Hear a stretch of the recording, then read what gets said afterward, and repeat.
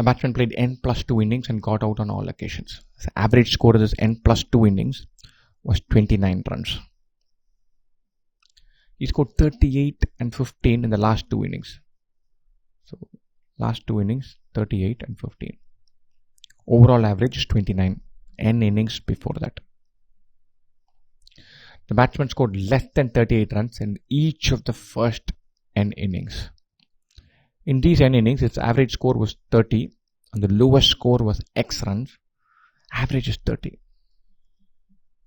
So total is 30 into n. Average is 29. So total overall total is 29 into n plus 2. Done. We can find n. 30n plus 38 plus 15 is 29 into n plus 2.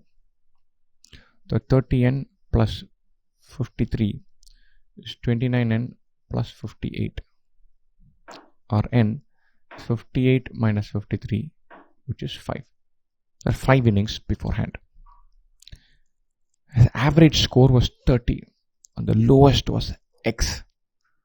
The batsman scored less than 38 runs in each of the first n innings. First 5 innings. Average is 30 or total in 5 innings is 150.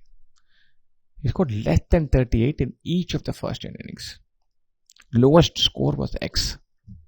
So what do? We say 5 numbers.